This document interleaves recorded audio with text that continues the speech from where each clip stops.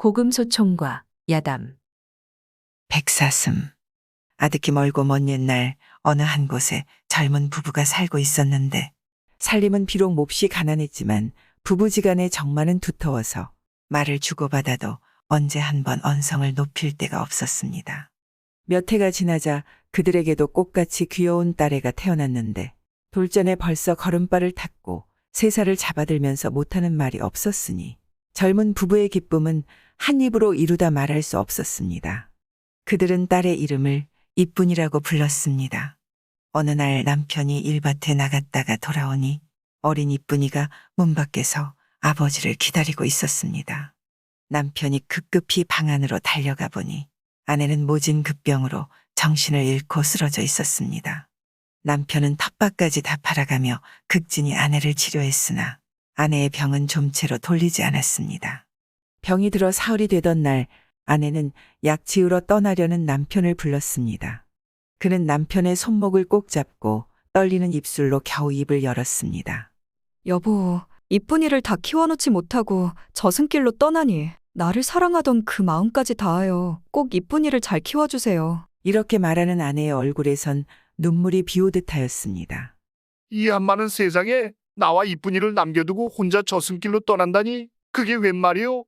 남편이 통곡하며 아내의 어깨를 쥐어 흔들었으나 아내는 영영 눈을 감고 대답이 없었습니다. 엄마, 엄마! 어린 것이 제 어미의 젖가슴을 뜯으며 우는 소리에 날아가던 제비도 처마 끝에 내려앉아 눈물을 흘렸습니다. 장례는 끝났으나 남편은 사흘 동안이나 아내의 무덤을 지키다가 배고파 우는 이쁜이가 불쌍하여 끝내 이쁜이를 등에 업고 산에서 내려왔습니다. 그때로부터 남편은 이쁜이를 등에 업고 다니며 그날을 연명해 갔습니다. 후처를 맞아들이라는 권고도 많았고 혼처 자리도 있었지만 남편은 죽은 아내의 예정을 못 잊어 모든 정성을 이쁜이에게 쏟았습니다. 이쁜이가 어여쁘게 커가는 것이 그에게는 제일 큰 낙이었습니다. 이렇게 남편은 3년 세월을 보냈습니다. 그러던 어느 날 이 남편에게 한 여인이 도리가 지난 어린 것을 업고 찾아와 자청혼하였습니다. 여인의 얼굴은 비록 박색이었지만 말은 천하변설이었고 비위장판이어서 부끄러움이란 몰랐습니다. 찾아온 복을 차던지겠냐고 곁에서 하도 권하고 그 여인이 100번도 넘어 이쁜이를 자기 친딸보다 더 극진히 사랑하고 남편을 잘 공대하겠다고 곱씹는 바람에 남편은 그를 후처로 맞아들이고 말았습니다. 그런데 여인은 말과 행동이 같지 않았습니다. 자기가 업고 온 딸과 이쁜이 사이에 쪽을 놓는 것이 차츰차츰 확연하였고 어떻게 족다짐을 했던지 나이 어린 이쁜이는 7살부터 부엌일을 도맡아야 했습니다. 내 식구를 먹여 살리려고 첫 새벽에 나선 남편은 늘 날이 저물어서야 집으로 돌아왔습니다. 남편은 후처가 있으니 이쁜이를 잘 걷어주리라고만 여겼지 고생시키리라고는 생각지도 못했습니다. 차츰 섬이 든 이쁜이도 계모의 소행을 이야기하려다가도 가뜩이나 자기 때문에 몇 해째 고생하시는 아버지가 마음이 상하실까봐 참고 참았습니다. 하루의 고된 일을 끝마치고 날이 저물면 창턱에 턱을 고이고 밖을 내다보며 이쁜이는 아버지가 돌아오기를 기다리다가는 지친 몸에 잠이 들었습니다. 계모는 초저녁잠을 실컷 자거나 남편이 돌아올 때쯤 되면 부시시 일어나 이쁜이를 흔들어 깨워선 바로 눕게 하곤 이불을 덮어주었습니다. 이쁜이가 13살 나는 해에 남편은 끝내 지치고 병든 몸으로 밖에 나가 삭일하다가 객사하고 말았습니다. 마음씨 착한 마을 사람들이 그의 시체를 찾아다가 뒷산역 너머 양지 쪽에 있는 본처의 산소 곁에 묻어주었습니다. 태산처럼 믿어오던 아버지마저 세상을 떴으니 이젠 불쌍한 이쁜이가 누굴 믿고 산단 말인가. 이쁜이가 16살 먹을 때까지 계모의 학대는 하루하루 더 심해만 갔습니다. 악독한 계모는 욕하고 때리고 실컷 부려먹다 못하여 그것도 성차지 않아 나중엔 이쁜이를 죽여버리려고 간계를 꾸몄습니다. 그것은 이쁜이가 있으면 집과 얼마 되지 않는 재산이라도 남의 눈이 무서워 자기 혼자 독차지할 수 없었고 또 다른 남편을 얻자 해도 말썽거리가 되기 때문이었습니다. 그해 5월 단오날이었습니다. 계모는 자기가 데리고 온 딸은 곱게 차려입혀 그네터에 내보내고 이쁜이에게는 큰 광주리를 주면서 산에 가서 고사리를 뜯어 오라 호통쳤습니다. 만약 이 큰 광주리를 조금이라도 골았다가는 밤중이 되어도 집으로 돌아오지 말라는 것이었습니다. 계모의 핍박을 못 이겨 이쁜이는 큰 광주리를 머리에 이고 눈물로 옷자락을 적시며 터벅터벅 걷고 걸었습니다. 얼마를 걸었던지 이쁜이는 저도 모르는 새에 뒷산을 넘고 노령을 넘어 양지 쪽 언덕가에 이르렀습니다. 이쁜이가 머리를 들고 앞을 보니 어머니와 아버지를 함께 모신 산소인지라 영전 앞에 쓰러지며 통곡하였습니다. 그립고 그리운 아버지 어머니, 왜 나를 버리고 다들 가셨나요? 아버지 어머니, 이 딸이 불쌍거든. 어서 빨리 저승으로 데려가 주세요. 흑흑. 이쁜이가 이렇게 넋을 잃고 땅을 치며 통곡하는데 문득 산소 뒤에 참나무 숲이 우수수 설레었습니다. 그러더니 희디인 백사슴 2마리가 이쁜이 앞에 슬쩍 나타나 서럽게 울고 있는 이쁜이의 머리를 핥아주었습니다. 얘야, 왜 이렇게 서럽게 울고 있느냐? 암사슴이 묻는 말이었습니다. 이쁜이는 사슴의 목을 끌어안고 계모의 악행을 하나도 빠짐없이 다 이야기하곤 천지신령을 타고났다는 백사슴아, 불쌍한 이쁜이는 계모 때문에 제명을 다 못 살고 목숨을 끊으려 하니 나의 아버지와 어머니가 계시는 저승으로 나의 영혼이나 데려다 주렴. 하고 더욱 서럽게 울었습니다. 우리가 너를 도와주려 왔으니 슬퍼 말아라. 어서 저 큰 광주리를 나의 뿌리에 걸어놓고 너도 나의 등을 타거라. 두 사슴이 하는 말이었습니다. 그러자 암사슴이 주둥이로 이쁜이의 등을 밀며 재촉하였습니다. 이쁜이는 손등으로 흐르는 눈물을 씻곤 백사슴이 시키는 대로 했습니다. 그랬더니 두 백사슴이 휙휙 하고 나는데 어느새 뉘어한 산등성이에 와서 이쁜이를 내려놓았습니다. 이쁜이가 바라보니 팔아야 되대하고 뽀얀 솜털이 낀 기막히게 큰 고사리밭이었습니다. 어서 한 광주리 가득 뜯거라. 그러면 계모가 너를 그처럼은 더 박대하지 않을 거다. 암사슴의 말이었습니다. 뜯기는 뜯어도 이렇게 먼 곳에서 나 혼자 어떻게 가져간담? 이쁜이는 한숨을 지으며 대답하였습니다. 우리가 너를 태우고 올 때처럼 실어다 주마. 숫사슴이 이쁜이의 말을 받았습니다. 이쁜이가 한참 뜨더니 한 광주리가 차고 넘쳤습니다. 이쁜이는 백사슴이 시키는 대로 하고 숫사슴의 등을 타니 두 백사슴이 고사리가 가득 담긴 광주리의 양쪽 옆을 물고 냅다 뒤었습니다. 이후에도 급한 일만 있으면 이곳에 와서 백사슴아 하고 부르면 우리가 와서 너를 도와줄 터이니 절대 죽을 생각은 말거라. 두 백사슴이 산소가 있는 자리에 와서 이쁜이에게 고사리 광주리를 이어주며 당부하였습니다.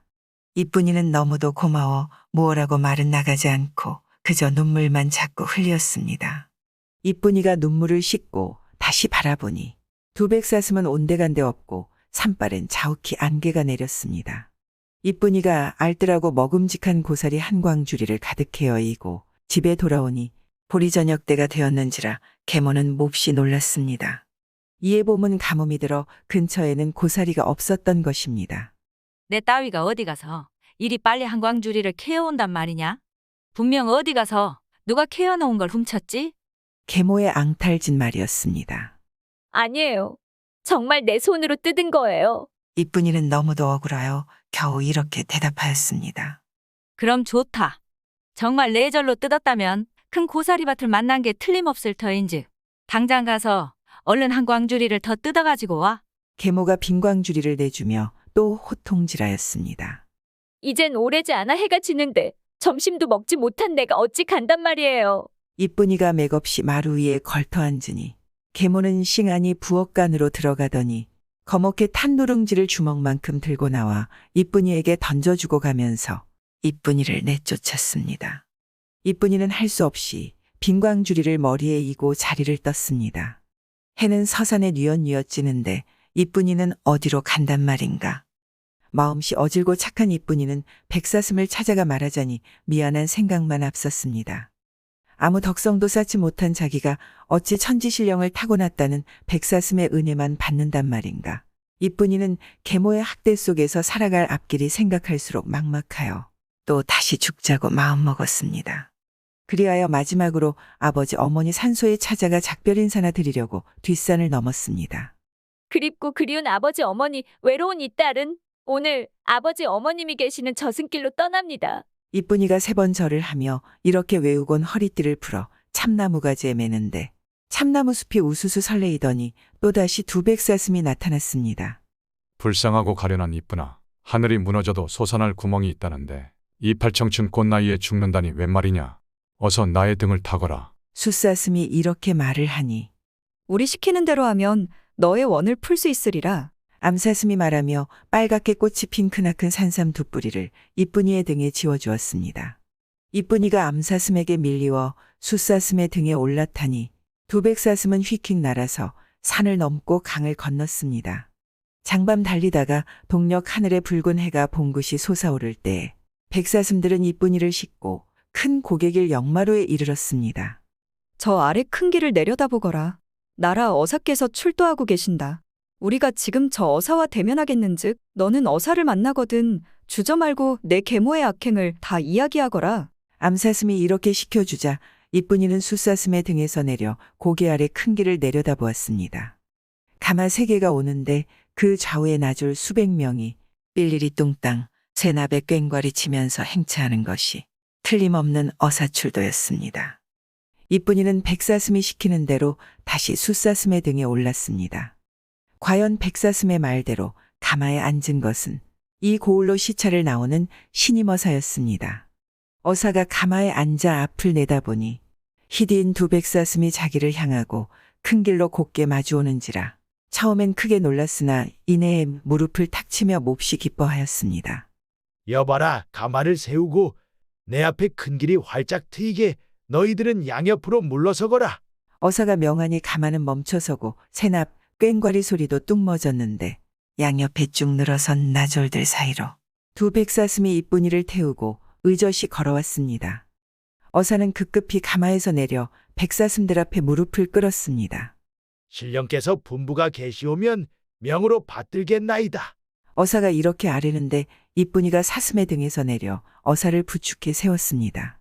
소녀는 이 고을 혈암동에 사는 비천한 인간이 올시다.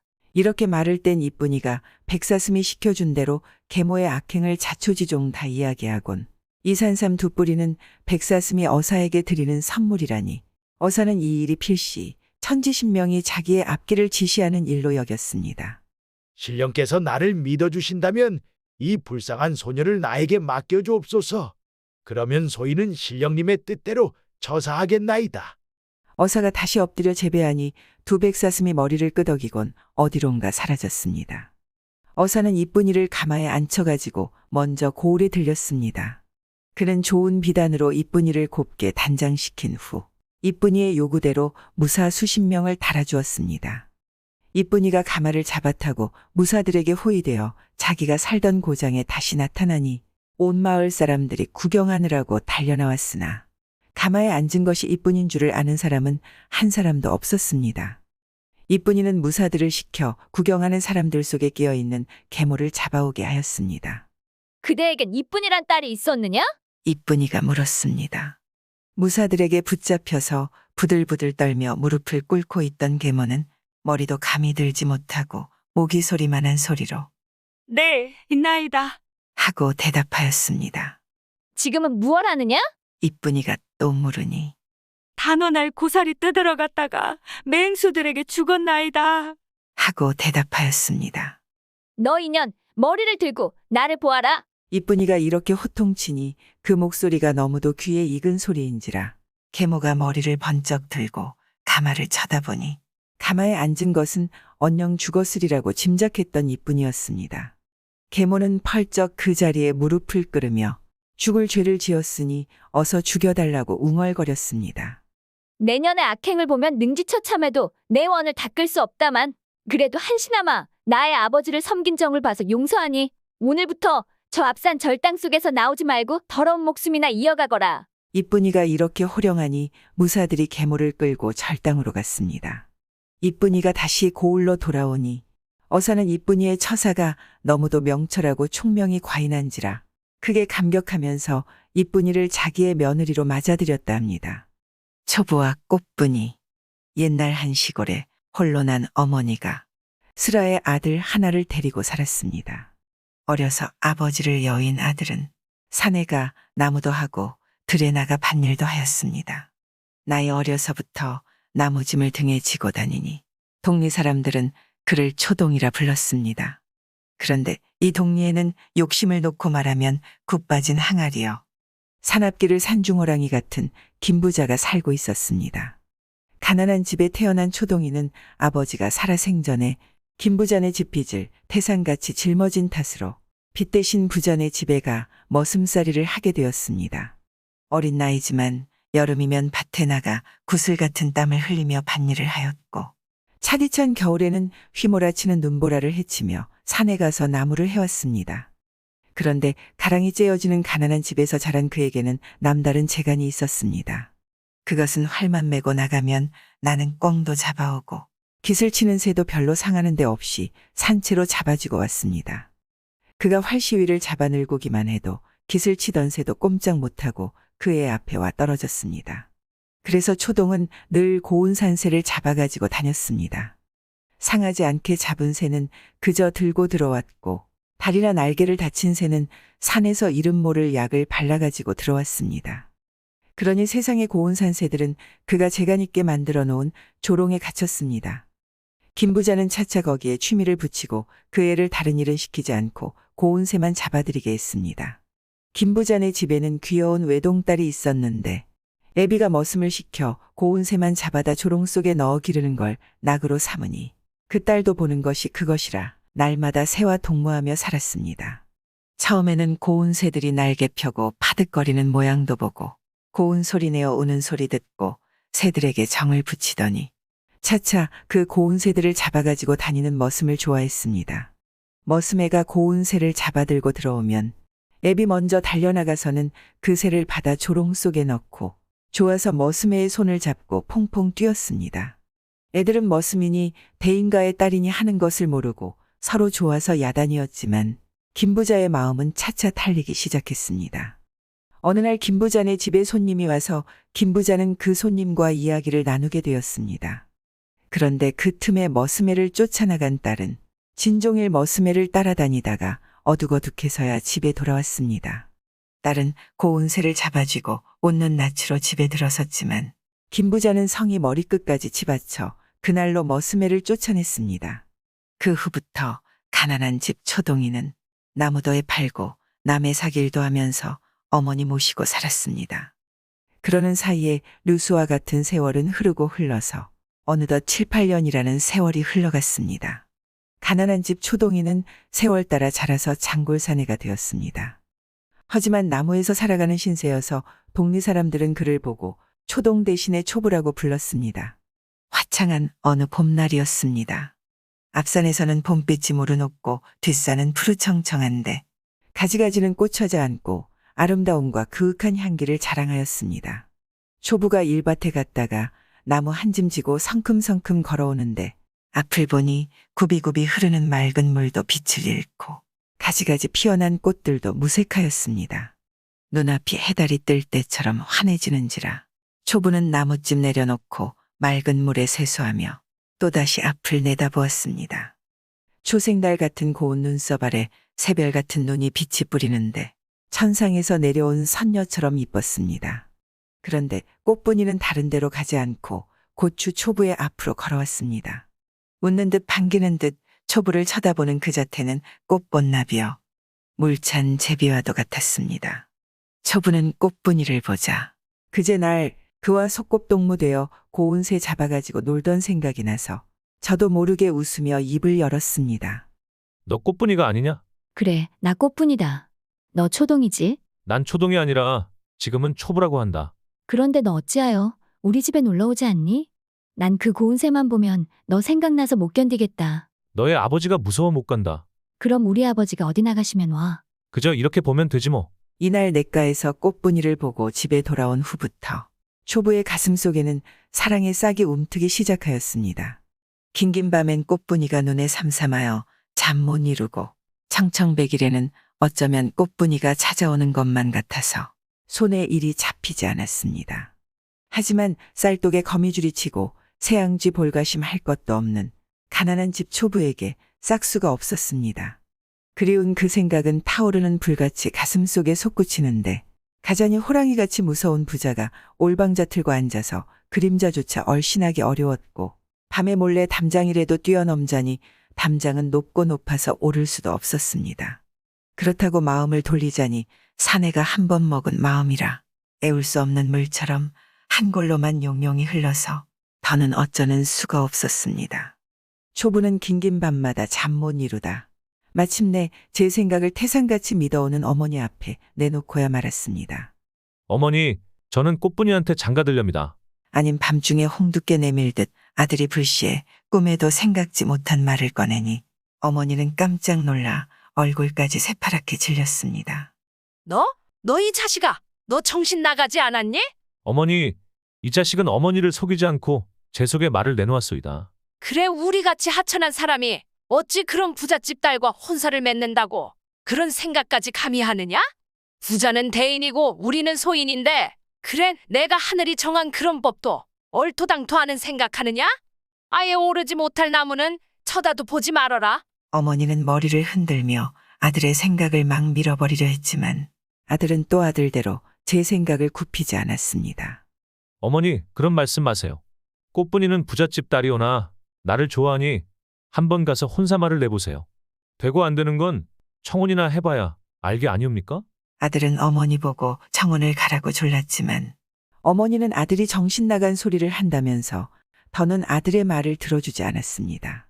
그러니 아들은 땅이 꺼지게 한숨만 풀풀 쉬더니 며칠 지나지 않아서 몸져 누워 식음을 전폐하고 말았습니다.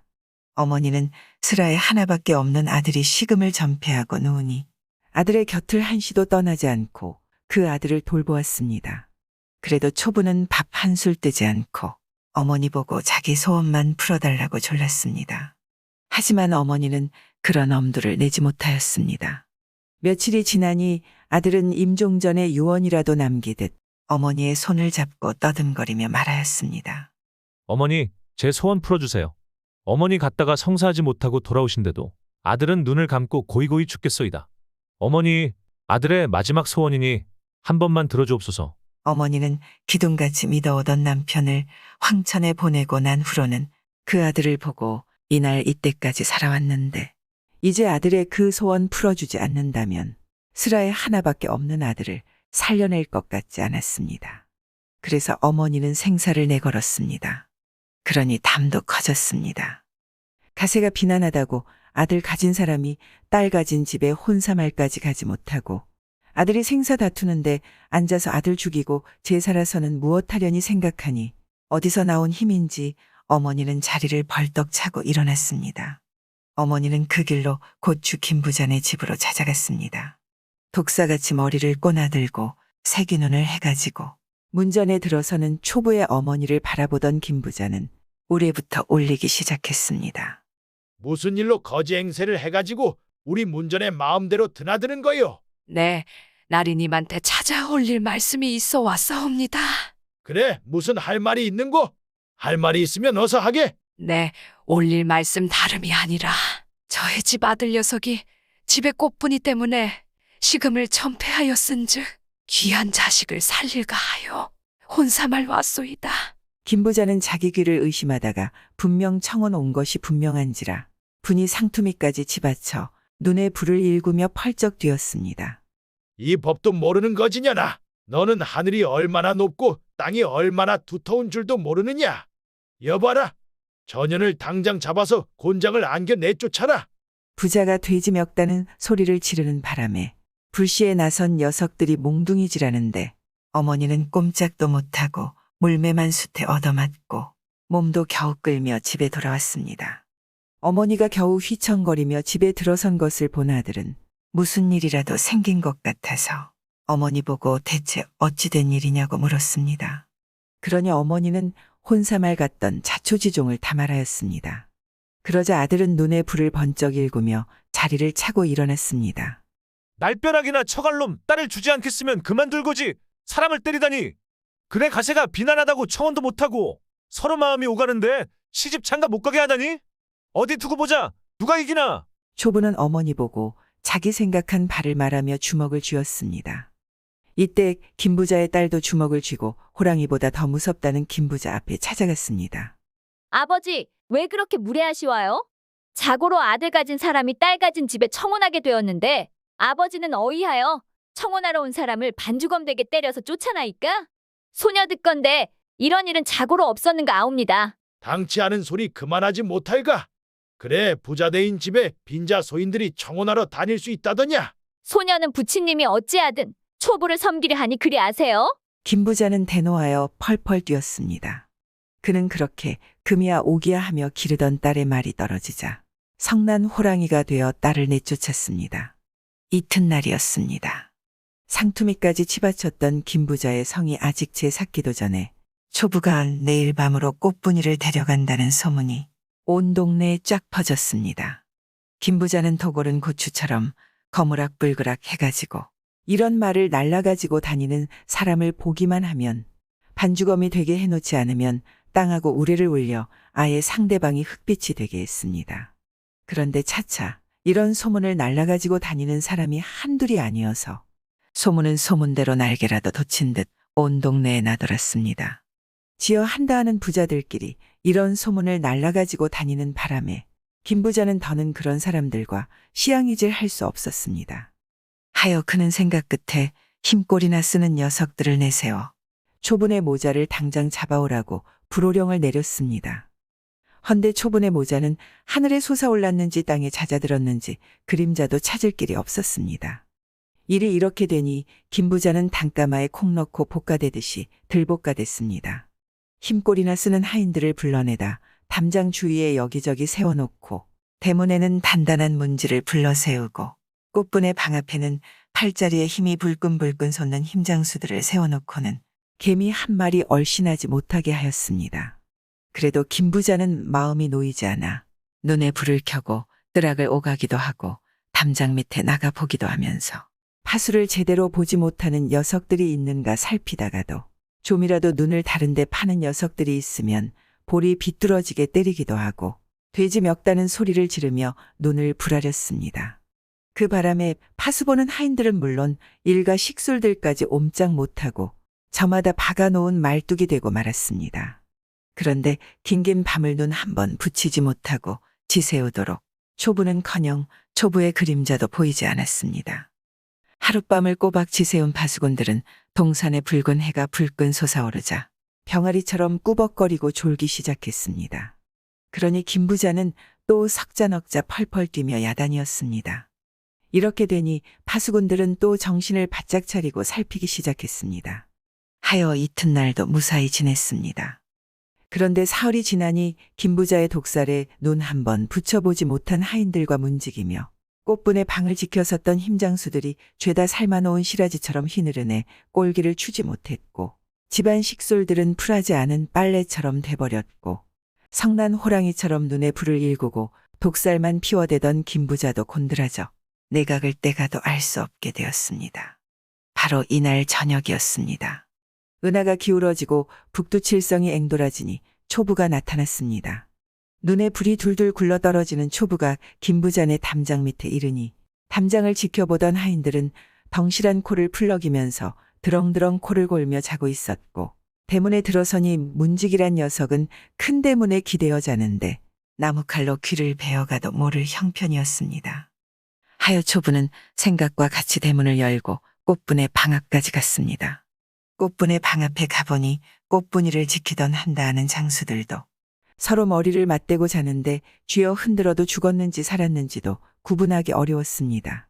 초부는 지체 없이 머리를 맞대고 자는 녀석들의 상투를 풀어서 서로 옥매어 놓고는 꽃분의 방에 뛰어들었습니다. 그런데 이렇게 안팎 사람들이 다 죽은 사람같이 되었는데 꽃분이 많은 미인도에서 갓 빠져나온 사람처럼 해달같이 환한 얼굴에 꽃같은 웃음 짓고 초부를 반겨 맞았습니다. 네, 그대 나를 반겨 맞아줄 줄 믿고 이렇게 어두운 밤에 찾아왔으니 나를 사랑한다면 날 따라 가기요. 이날이 오기를 기다렸어요.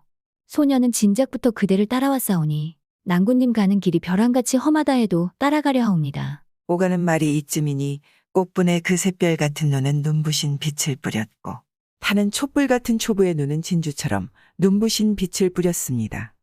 그들은 서로 쳐다보다가 지옥같이 답답한 그 방을 뛰쳐나왔습니다. 날이 밝자 꽃분의 방을 지키던 한 녀석이 겁이 덜컥 나서 머리를 번쩍 드니 누군가 상투를 쥐어 당겼습니다. 어느 녀석이 남의 상투를 당겨?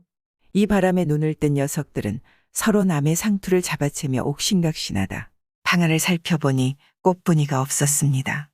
깜짝 놀란 녀석들은 서로 제가 살겠노라 젖먹던 힘까지 내다보니 옥매놓은 상투는 옥죄이기만 해서 누구도 누구를 이기지 못하고 기진에 다 넘어지고 말았습니다.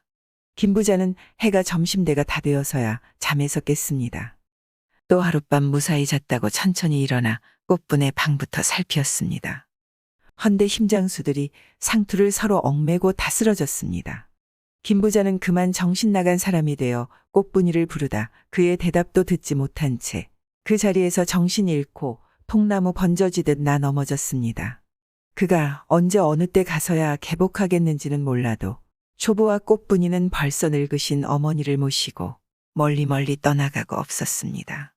그 후 동네 사람들은 누구도 김 부자가 다시 일어났다는 말도 못 듣고 초보와 꽃분이도 늙으신 어머니를 모시고 어디 가서 초가삼간 지어놓고 금슬지락 누리는지 소식은 못 들어도 대대로 내려오며 초보와 꽃분의 사랑을 전하고 김 부자가 망하던 이야기를 했습니다. 조카에게 망신당한 삼촌. 멀고 먼 옛날 한 곳에 오북선이라고 부르는 사람이 있었습니다. 집이 구차하다 보니 글도 읽다 말고 백수건달이 되어 떠돌아다녔습니다. 북선에게는 삼촌 한 분이 계셨는데 나라 대감자리를 얻어 그리운 게 없이 살며 아들 삼형제를 다 출세시켰습니다. 하지만 그는 큰 집이 못 산다고 업수이 보며 조카도 돌봐주지 않았습니다. 옛말에 아제비 생각하는 것만큼 조카도 생각한다고 아제비가 조카에 인색하니 조카도 아제비 돈을 빨아내려 들었습니다. 하루는 삼촌 집에 들어가 삼촌이 타고 다니는 백마를 훔쳐내가 검은 물감을 들여 자기 집 말뚝에 매두었습니다. 삼촌은 말을 잃어버리고 각처의 사람을 보내어 찾아보았으나 행방마저 알 길 없었습니다. 며칠 후 북선은 시커먼 말을 타고 삼촌 집에 놀러 갔습니다. 애중지물인 말을 잃고 앓고 있던 삼촌은 조카가 타고 온 말을 보니 욕심이 났습니다. 조카, 자네 그 말은 어디서 샀나? 장에서 샀어요. 그 말 참 좋다. 난 백마를 잃어버렸네. 이 말을 팔면 안 되나? 안 돼요. 이 사람 그러지 말고 달라는 금대로 다 줄게. 내게 팔라고. 북선은 몇 번 안 된다고 하다 삼촌이 점점 더 달라붙으니 할 수 없어 파는 듯이 돈을 톡톡히 받아주고 돌아왔습니다. 말을 잃고 배를 앓던 삼촌은 백마와 비슷한 말을 구하고 보니 돈은 써도 속마는 쑥 내려갔습니다. 이틀 후였습니다. 삼촌은 볼일 있어 검은 말을 타고 흔들먼들거리며 길을 떠났다가 돌아오는 길에 소낙비를 맞았습니다. 갑자기 만난 비라 끈을 대도 없고 하여 비를 맞으며 오다 보니 흰도포가 먹물이 들어 시꺼멓게 되고 검은 말은 백마로 변하였습니다. 이때서야 조카에게 속은 줄 알았습니다. 집에 돌아온 삼촌은 분이 상투미까지 올라 아들 삼형제를 불러놓고 사실을 말하고 어떻게 하면 좋으냐고 물었습니다. 아들들도 분하여 풀풀 뛰며 없애버리자고 하였습니다. 그렇다고 무턱대고 목을 딸 수는 없고 방법이 있어야 하겠으니 애비는 아들을 보고 어떻게 죽이면 좋으냐 하고 물었습니다. 맏아들이 있다가 하는 말이 경상도 아무구울에 원으로 보내는 게 좋겠습니다. 하였습니다. 이 고울은 어니 부임하여 하룻밤만 자면 죽어 폐업된 고울입니다. 그 계책이 그럴듯하다면서 그리로 보내게 낙찰지었습니다. 조카를 찾으니 도망치고 어디 갔는지 알 길 없어 광고를 내었습니다. 죄를 진 북선은 처벌을 안 준다니 삼촌을 찾아왔습니다. 삼촌은 여느 때와 다르게 반갑게 맞아들이며 이렇게 말했습니다. 자네 이제는 나이도 들어 장가라도 가야 할 게 아닌가? 매양 떠돌아 다니지 말고 이제부터는 아무 고을원의 관직을 맡아보게. 조선 팔도를 다 돌아다니며 보고 듣고 못해본 일 없는 북선이는 자기를 죽이려고 하는 수작이란 걸 알면서도 승낙하는 수밖에 없었습니다. 외톨이 신세인 북선은 아무 근심 없었습니다. 사람은 한 번 죽기 마련이고 죽어봐 또 죽겠는가. 무슨 연고인가 알아나 보고 죽으려고 마음을 크게 먹고 폐업고을을 향해 떠났습니다. 길을 가자 날이 저물어 더 가지 못하고 산 밑에 불이 반짝이는 외딴 오두막집에 찾아 들어갔습니다. 집엔 백발노파 홀로 살고 있었는데 대충 저녁이라고 차려주었습니다. 날이 어두워지자 노파는 고개 넘어 마을에 갔다 올 일이 있다고 떠나 나갔습니다. 한참 있으라니 밖에서 노파를 찾는 소리가 들렸습니다. 북선은 문을 열고 어디 갔는지 모르겠다고 하니 당신은 누구냐고 물었습니다. 길 가던 사람이 날이 저물어 묵어간다고 하니 한 사람이 있다 말하기를 노파가 사람인 줄 아오. 그게 천년 묵은 구미호여. 우리 노파를 잡아치우려 하는데 변술이 많아 못 잡고 있어. 지금 구미호는 고개 넘어 이진사 딸을 잡아먹으려고 여우독을 피워 병들었어. 그 집에선 세상 잘한다는 의사를 다 청해다 보이지만 구미호를 안 잡곤 못 살리오. 라고 말하고는 어디론가 가버렸습니다. 북선은 잘못 들었다고 떠날까 말까 망설이다가 어떻게 되나 보자고 눌러 있을라니 노파가 돌아왔습니다. 노파는 집 주변을 돌아보며 내를 씩씩 맞더니 손님이 찾아오지 않았던가 물었습니다. 얼마 전에 모를 세 사람이 노파를 찾아왔다가 없다고 하니 돌아가더라 하였습니다. 노파는 다른 말이 없던가고 물었습니다. 북선은 아무 말 없이 가버렸다고 넘겨치웠습니다. 그러자 노파는 북선을 보고 하는 말이 그것이 사람인 줄 아는가? 하나는 관가 용마루 꼭대기에 있는 천년 묵은 구렁이고 하나는 관가 앞 늪속에서 사는 천년 묵은 군뱅이네. 이것들이 원이 부임하면 죽이는 판일세. 라고 하였습니다. 앞뒷말을 들어본 북선이는 이들 간에 모순이 있다는 걸 알았습니다. 아침을 먹은 북선은 길을 떠나는 채 하고 고개 넘어 이진사 댁을 찾아갔습니다. 뜰하게 들어서니 의사들이 왔다 갔다 하고 종들이 들락날락하였습니다. 북선은 한 여종을 불러 지나가던 길손이 병을 봐도 되겠는가고 주인 어른께 여쭈라 하였습니다. 종이 달려들어가 진사에게 알리니 얼른 모셔드려라 하였습니다. 북선이 방에 들어가는데 명의들은 코웃음을 쳤습니다. 그러건 말건 윗방에 들어간 북선은 환자도 보지 않고 환자 손목에 명주실을 메어 들여보내라 하였습니다. 한참 실을 쥐고 진맥하던 북선은 대단한 병이 아니니 근심할 게 없소이다 하였습니다. 진사는 무슨 병인가고 물었습니다. 북선은 진사 보고 조급해 마시오. 오늘 내로 병을 다스리고 보약 몇 첩쓰면 완쾌하겠소이다. 그러자 술상이 들어왔습니다. 소문났다는 명의들은 슬금슬금 달아나고 말았습니다. 북선이는 낮에 술만 마시고 병자의 낯도 안 보았습니다. 협잡꾼이나 아닌가 하고 급해 난 진사는 병자를 보라고 몇 번 졸랐습니다. 그래도 못 들은 채하고 술만 마시다가 저녁쯤 되니 집 주변을 서너 번 돌아보고 들어와서 박달나무 방망이 6개와 건장한 장정 5만 뽑아달라고 하였습니다. 영문을 모르는 주인은 시키는 대로 종들에게 분부하여 방망이도 만들고 장정들도 데려왔습니다. 북선이는 장정들에게 방망이를 나누어 주며 하는 말이 오늘 저녁 이 집에 들어오는 사람은 있어도 나가는 사람은 없게 하라. 나가는 놈만 있으면 이 방망이로 때려 죽이라. 하였습니다. 해가 넘어가 어슬어슬하니 무당 노파가 들어왔습니다. 무당은 환자 옆에 앉아 악귀를 물리친다면서 별귀신의 소리를 다치고 있었습니다. 이때라 하고 북선이는 무당 뒤에서 대갈통을 갈겼습니다. 그러나 노파는 빽 돌아앉으며 어떤 놈이 정성 들이는 무당을 무리하게 때리는 거 하였습니다. 그러건 말건 재차 대갈통을 갈기니 비틀거리며 머리를 싸쥐고 대문을 향해 나가려 했습니다. 대문 지키는 두 장정이 막아서며 연거푸 두매를 안기니 어쩔 바를 모르다 개구멍을 찾아 기어나가는 걸 즉살나게 때리니 천년 묵은 구미호가 쭉 늘어졌습니다. 북선은 진사를 불러놓고 이렇게 말했습니다. 집에 따님이 여우독을 입어 인사불성이 되었는데 구미호를 잡았으니 보약을 써서 원기를 도와주면 일 없을 겁니다. 주인이 북선의 말대로 보약을 쓰니 딸은 입술이 빨개지며 핏기가 돌고 미움을 먹을 수 있게 되었습니다. 용한 의사를 만나 죽은 딸을 살린 진사는 연신살이하며 자기 집 아들 삼아 사위질 해달라 하였습니다.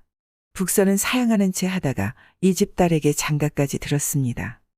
처가집에서 재미있는 생활을 달포 지내다가 장인 보고 고을원으로 가야겠다고 말했습니다.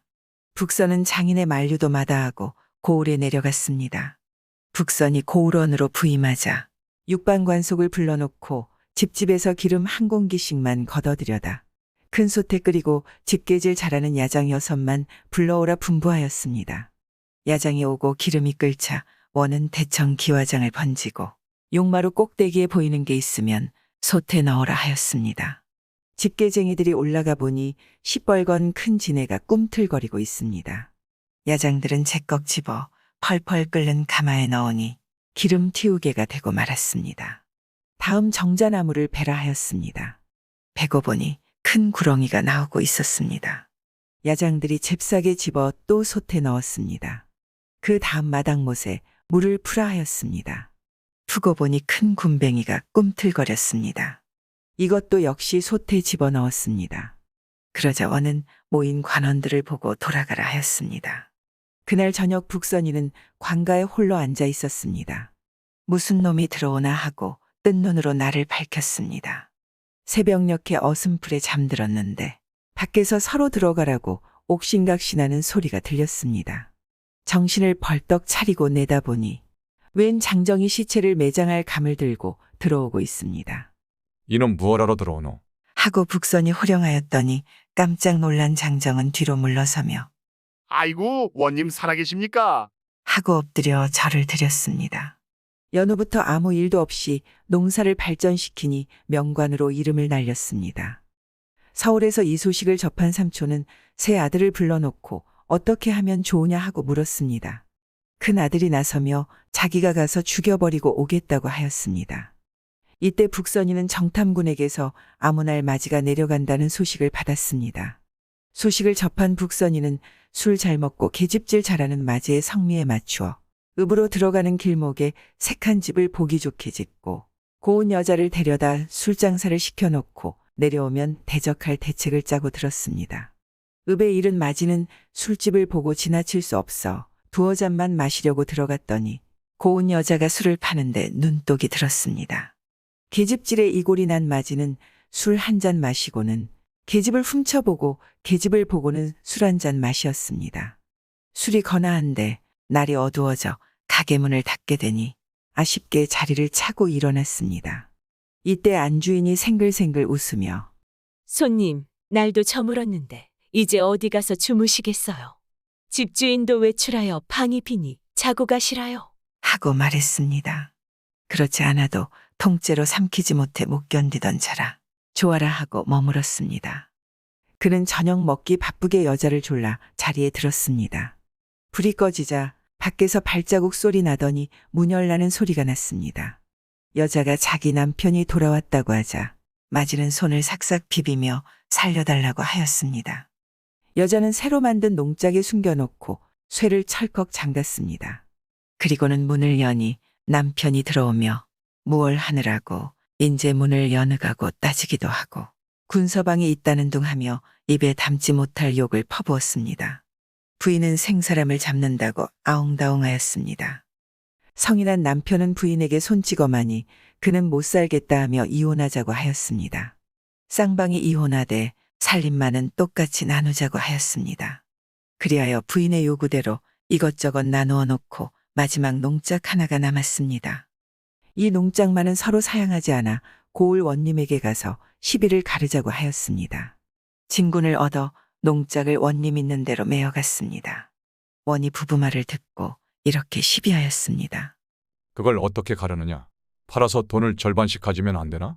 쌍방이 동의하여 고을 원님이 사고 말았습니다. 안에서 엿듣던 맞이는 간이 콩알만해졌습니다.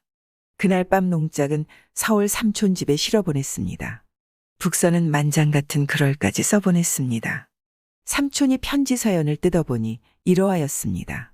삼촌 덕분에 시골에 내려온 조카는 아무 걱정 없이 잘 보내나 삼촌에게 예물 한 가지 올리지 못하여 미안하게 여기던 차 기념으로 될가하여 변변치 못한 농짝에 약간한 선물을 넣어보내니 받아주면 고맙겠습니다.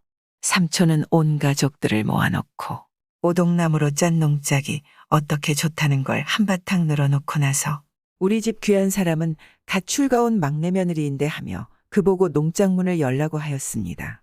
좋아서 분단장까지 곱게 한 새 며느리는 농 앞에 가서 무릎을 꿇고 농작문을 열었습니다. 헌데 그는 농작문을 열자 깜짝 놀라며 농문을 닫고 화다닥 밖으로 뛰어나갔습니다. 한국을 모르는 시아버지는 별난 사람을 다 본다면서 둘째 며느리더러 문을 열라 하였습니다. 둘째 며느리도 문을 열다 걷어닫고 밖으로 뛰어나갔습니다. 필요곡절이 있으리라고 본 맏며느리가 문을 열어보니 그 속에 새빨갛게 벗은 자기 남편이 들어 있었습니다. 망신을 톡톡히 당한 삼촌은 두 아들과 어찌하면 좋으냐고 의논하였습니다. 둘째가 나서며 자기가 가서 죽이고 오겠다고 하였습니다. 애비는 허락하면서 주색을 피하고 매사에 각별히 주의하라고 귀띔하였습니다. 서울 염탐군에게서 둘째 아들이 아무날의 원을 살해하러 내려간다는 기별이 전해왔습니다. 둘째는 좋은 말만 보면 타보지 않고는 못 견디는 성미가 있었습니다. 이를 안북서는 새끼 달린 좋은 말을 한 필 서울에서 사왔습니다.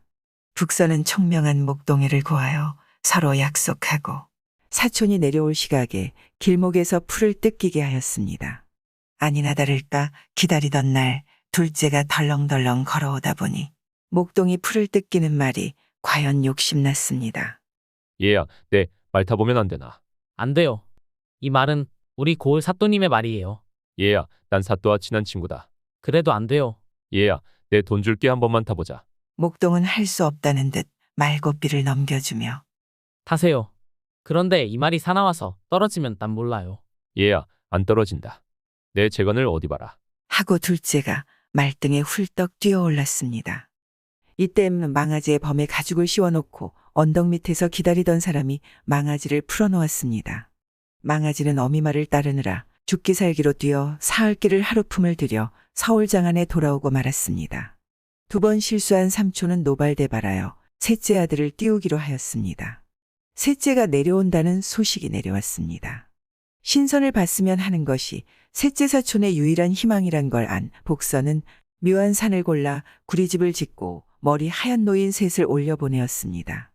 셋째가 걸어오다 보니 산 위에서 북소리 울리고 학이 춤추는데 새 노인들이 바둑을 두고 동자들이 왔다 갔다 하며 있었습니다. 산 아래에서 김매는 젊은이와 저 사람들이 무엇하는가 물었더니 신선들이 내려와서 논다고 하였습니다. 신기하게 여긴 셋째는 메밀밭을 매는 젊은이에게 무슨 밭을 매는가 물으니 불로초라 하였습니다. 과연 신선 있는 데는 다르구나 하며 셋째는 산 위로 걸어 올라갔습니다. 백발노인들은 사람이 가도 보는 채 많은 채 하고 바둑만 두었습니다. 신선과 말하기 무엇하여 구리기둥을 만져보며 멍하니 서 있는데 그때 한 노인이 얼굴을 들고 인간 사람이 왔구나 하였습니다. 그리고는 어쩔 바를 몰라 매삼거리는 셋째에게 구리주전자를 들고 술 한 잔 부어주며 마시라 하였습니다. 술 마실 줄 모른다고 거절하니 노인이 중 마시고 나서 하는 말이 이 술 한 잔 마시면 100년은 사는데 아깝게 되었다고 말하였습니다. 그 말에 귀가 벌쭉하여 먹겠다고 손을 내미니 노인은 두 말 없이 한 잔 따라 주었습니다. 한 잔 마신 셋째는 두 잔 마시면 200년을 살 것 같아 한 잔 더 달라고 하였습니다. 두 잔 마시고 나니 석 잔 마시면 300살까지 살 것 같아 또 한 잔 달라고 하였습니다. 석 잔 마시고 나니 취하기 시작하여 수리수를 청해 만취되어 쓰러졌습니다. 그러자 옷을 홀딱 벗겨놓고 구리집을 거두고 새 노인은 사라졌습니다. 셋째가 술에서 깨어나니 하늘은 뻔한데 몸을 보니 옷이 없었습니다. 왜 여기와 누웠나 하고 생각을 더듬던 셋째는 신선이 주던 술을 먹은 게 생각났습니다. 셋째는 한 잔 마시면 100년 산다는 술을 몇 잔 마셨더니 1,200년 지났는 모양이라고 여기며 벌거숭이로 산 아래로 내려갔습니다. 산 밑에 웬 여자가 지나가고 있었습니다. 여보세요. 내 옷이 썩어 없으니 옷 한 벌 빌려주어요. 하였습니다. 여자는 두 말 없이 자기 입던 속옷을 벗어주었습니다. 그걸 입고 내려오는데 머리 하얀 노인이 밭을 메고 있었습니다. 자기 올라갈 때 이곳에선 젊은 농부가 기음을 맸는데 백발된 노인이 기음 매는 걸 보아 몇십 년은 지났나 보다 하고 물어보았습니다. 여보세요. 이곳에 신선이 내려온 지 몇 채나 됩니까? 이 노인이 손가락을 꼽아보더니 우리 고조 할아버지 때 내려와서 놀았답대다. 라고 말하였습니다. 아, 세월은 벌써 이렇게 흘렀는가. 내가 집에 가면 부모 처자 다 죽었겠구나. 날 알아볼 후손들도 없겠구나. 하고 한탄하며 서울길에 올랐습니다. 서울에 올라가니 떠날 때 모습이 변함없었습니다. 자기 집을 찾아가니 역시 변함없었습니다. 이상하다 생각하며 들어가도 알 사람이 없을 건데 하고 문 밖에서 왔다 갔다 하는데 오대감이 볼 일 있어 밖에 나왔다가 속옷 입은 셋째 아들 보고 꽥 소리 질렀습니다. 이놈아, 너 거기서 뭐하노? 아이고 아버지, 지금도 죽지 않고 살아계십니까? 내 이놈 정신 나갔나? 아들은 멍청이 서 있었습니다. 이때서야 복선의 꾀에 넘어간 걸 알았습니다. 오대감은 삼형제를 보내어 조카를 해치려다 도리어 망신만 당하고 말았습니다. 환생초, 옛날 옛적이었습니다. 한나루터에 부지런하고 마음이 착한 젊은 사공이 살고 있었습니다. 강물이 녹자부터 다시 얼 때까지 비오나 바람이 부나 하루도 쉬지 않고 가고 오는 길손들을 쪽배에 실어주곤 했습니다. 그러던 어느 해 여름이었습니다. 박비가 밤낮 사흘 동안이나 퍼붓더니 큰 장마가 져서 강은 바다로 되었습니다. 행길에는 사람 하나 없고 하늘에는 날짐승 한 마리 얼씬하지 않았습니다. 그래도 혹시나 강을 건너는 길손들이 있을까 하여 젊은 뱃사공은 나루터로 나갔습니다. 이때 강 위쪽에서 어떤 사람이 통나무를 타고 내려오는데 집채 같은 파도에 휘말려 물속에서 숨바꼭질을 하면서 사람을 살려달라고 고함을 치고 있었습니다. 어떻게나 물에 지쳤던지 그 목소리가 모기 소리만 했습니다. 이를 본 젊은 사공은 부랴부랴 쪽배를 타고 파도를 해가르며 강복판에 들어가서 그 사람을 건져서는 쪽배에 태우고 강역으로 나왔습니다. 그 사람을 강언덕에 눕혀놓고 보니 새파란 젊은이였습니다. 젊은 뱃사공이 다시 강위 쪽을 바라보니 위에서 굵기가 사발만큼한 구랭이가 물길이 하는 대로 해우적 맥없이 헤엄쳐 내려오고 있지 않겠어요. 이도 미물이기는 하나 숨가진 짐승이라 그냥 내버려 둘 수는 없었어요. 그래서 젊은 뱃사공은 다시 배를 타고 들어가서 구랭이를 건져 싣고는 여울로 겨우 나왔습니다. 젊은 뱃사공의 비단같이 고운 마음씨로 해서 황천객이 될 뻔한 사람도 살게 되었고 물고기밥이 될 뻔하던 구렁이도 살게 되었습니다. 구렁이는 죽게 된 것을 살려주어서 감사하다고 그러는지 아니면 하늘같이 높은 그 은혜를 언제면 어떻게 갚겠느냐고 그러는지 말을 못하는 미물이라 말은 못하고 눈물을 똑똑 흘리다가 머리를 들어 뒤를 보고 보면서 스르륵 옅은 내로 들어가더니 제 갈 길로 갔습니다. 물에 빠졌던 그 젊은이는 한참 후에야 정신이 들었습니다. 두 눈을 뜨고 보니 자기를 죽음에서 살려준 뱃사공이 옆에 있었습니다. 이내 일어나서 무릎을 꿇고 뱃사공에게 인사를 올렸습니다.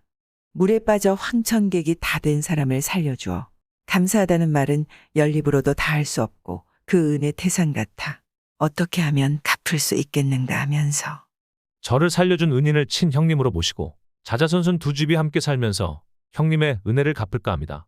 라고 깍듯이 말했습니다.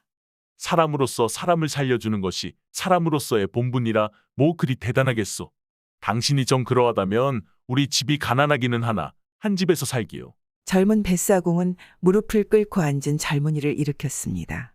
젊은 뱃사공은 워낙 일가 친척이 없고 형제가 없는지라 쾌히 대답하고 그 젊은이를 자기 집에 데리고 와서는 아내와 아이들에게 인사를 시키니 아내는 그를 시동생이라고 불렀고 아이들은 삼촌이라 불렀으며 둘 사이는 형님, 동생 하면서 살게 되었습니다.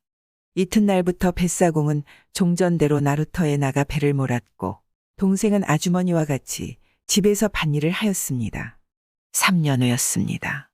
뱃사공은 아껴 먹고 아껴 쓰며 한 입도 입 모아둔 돈으로 동생을 장가 보냈습니다. 색시는 선녀같이 고왔고 잔치도 남만 못지않게 차렸습니다. 잔치 후 3일 만에 동생을 사랑채에 세간을 내우고 단살림을 차렸으나 두 집은 서로 내 것 내 것을 모르고 한 집 식구처럼 보내며 살았습니다. 이를 보는 이웃들에서는 친형제보다 더 끔찍한 칭찬이 대단했습니다. 그 이듬해 봄이었습니다. 두 형제는 쪽지게를 지고 뒷산으로 나무하러 갔습니다. 형은 위에서 나무를 하고 동생은 아래에서 나무를 했습니다. 형이 한창 나무를 하는데 낱날에 무엇인가 달랑하며 걸리는 소리가 났습니다. 형은 낱날이 돌덩이에나 걸리지 않았는가 해서 이내 허리를 굽히고 내려다보았습니다. 빛이 나는 돌덩이였습니다. 자세히 보니 사발만큼한 금덩이였습니다. 형은 아래쪽에서 일하는 동생을 불러서 금덩이를 보였습니다. 동생, 오늘 우리가 금덩이를 얻었는데 이걸 팔아서 밭도 사고 배도 새 것을 만들어야겠소. 그런데 금은 한 덩이고 집은 두 집이라 두 집에서 어떻게 나누어 쓰면 좋겠소? 형이 물었습니다. 형님이 얻은 금이니 형님이 마음대로 하시오. 동생이 대답했습니다. 어찌 내가 얻은 금덩이라 하겠소? 우리 함께 일하러 왔으니 함께 얻은 금덩이가 아니겠소? 그럼 형님이 우리 두 집의 호주이니 형님이 뜻대로 처리하시오. 동생, 이렇게 하는 것이 어떻겠소? 우리 집은 동생네보다 식구가 갑절 많으니 세 분의 둘은 내가 가지고 동생네는 식구가 단둘이니 세 분의 하나를 가지는 것이 어떻겠소? 그렇게 합시다. 형님네는 식구가 많으니 응당 더 가져야지요. 형과 동생은 이렇게 의논하고 나무짐을 지고 금덩이를 품에 안고 집으로 돌아왔습니다. 금은 이루에 팔아서 돈으로 나누기로 하고 금덩이를 뒤뜰락 배나무 옆에 묻었습니다. 제 집으로 돌아와서 저녁을 먹고 자리에 누운 동생은 어쩐지 오늘 일이 마음이 꼴찍했습니다. 아무리 형님이 얻은 금이지만 일은 한 곳에서 한 것이니 형님이 주우지 못했다면 내가 주울 것이 뻔한 일이고 두 집 식구는 서로 다르지만 두 집은 부엌도 저마다 똑같이 절반씩 나누어야 할 것이 아닌가. 생각하면 할수록 형님이 한 처사가 마땅치 않게 생각되었고 오늘 아침에 혼자서 나무하러 가지 않고 형님을 불러 같이 간 것이 후회되었습니다. 내가 이게 무슨 생각이야? 형님은 나를 살려준 은인 아니냐? 금덩이 하나 때문에 이런 생각을 하다니. 동생은 이렇게 생각을 바로 했습니다. 그러다가도 눈만 지그시 감으면 금덩이가 눈앞에서 빗발치며 그 금덩이가 문전옥답으로 되기도 하고 둥근항소로도 되면서 금을 혼자서 가지지 못하는 것이 마음이 아팠습니다. 그래서 온밤을 이리 뒤척 저리 뒤척 하면서 종시 잠을 이루지 못했습니다. 그런데 며칠 후였습니다. 장거리에는 아무 고을 만석 부자네 집에서 금덩이를 도적 맞았으니 도적을 잡고 금덩이를 찾는 사람에게는 후한상을 준다는 방이 나붙었습니다. 황금의 흑사심이라고 이 방을 본 동생은 몇 년 전 나루터에서 형제를 맺을 때 죽어도 같이 죽고 살아도 같이 살자고 하던 맹세를 잊어버리고 마음을 잘못 먹었습니다. 에라, 재산 앞에서 무슨 형제가 있는가? 친형제도 아닌 판에 내가 금덩이를 가지지 못할 바치고는 형님도 가지지 못하게 하자. 차라리 관청에 가서 형님이 금덩이를 도적질했다고 일러 바치고 주는 상금이나 타먹자. 마음을 이렇게 먹은 동생은 그 길로 원님을 찾아가서 우리 형님이 아무 곳에 사는데 일전에 아무개네 집에 가서 금덩이를 도둑질했는데 지금 아무 곳에 감춘 것을 내 눈으로 봤다고 그럴듯하게 고자질했습니다. 이 말을 들은 원님은 이내 아전들을 시켜서 알아보았는데 과연 말한 것과 같이 뱃사공의 집 뒤뜰락 배나무 옆에서 금덩이를 찾아냈습니다. 뱃사공을 금덩이 도둑놈으로 치부하고 붙잡아다 옥에 가두었습니다. 뱃사공은 정말 억울했습니다. 금덩이를 얻은 일은 동생 외에는 누구도 몰랐습니다. 집안 식구들도 몰랐습니다. 동생이 고자질한 것이 분명했습니다.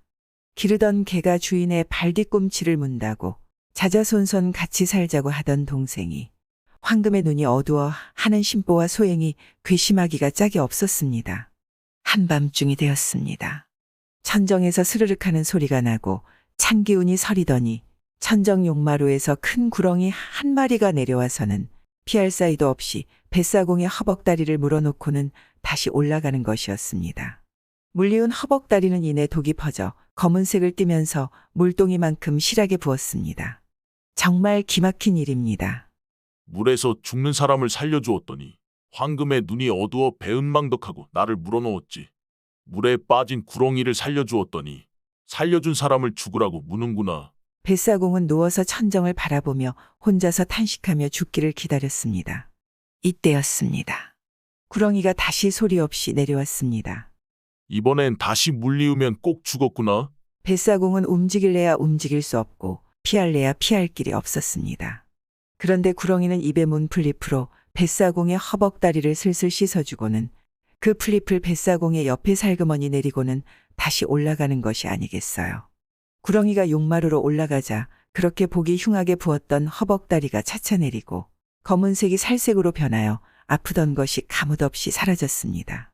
하도 이상해 구렁이가 버리고 간 풀잎을 들고 보니 보통 보는 풀잎이지만 좀 다른 풀잎이었습니다.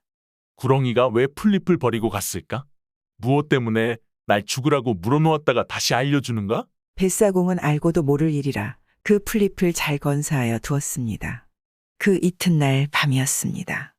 원님이 깊은 잠을 자고 있는데 구렁이가 와서 원님의 허벅다리를 꽉 물어놓고는 가버렸습니다. 살집이 좋던 원님의 허벅다리는 당장 물항아리만큼 부어오르고 시꺼먼 독이 올리뻗치더니 숨통을 꽉 막아서 꼼짝 못하게 죽게 되었습니다. 그래서 원님의 병을 고치는 사람은 상을 후하게 주고 작은 벼슬도 한 짜리 준다고 전 고을에 알렸습니다. 뱃사공이 이 소식을 알게 되자 며칠 전에 있던 일이 생각되어 옥조를 불렀습니다. 내가 원님의 병을 봐드리겠다고 원님께 알려라. 옥졸이 원님을 찾아 뱃사공의 말을 아뢰자 원님은 아전을 시켜서 옥문을 열고 뱃사공을 모셨습니다. 원님은 당장 죽게 되었습니다. 뱃사공은 이내 옹섭해서 풀잎을 꺼내서는 지난번 구렁이가 하던 그대로 원님의 허벅다리를 올리 문지르고 내리 문지르고 슬슬 문질렀습니다. 그랬더니 정말 용케도 부었던 것이 차차 내려가고 독이 쭉 빠지더니 병은 나았습니다. 의사도 명의이고 약도 명약이었습니다. 죽게 된 원님은 살았습니다.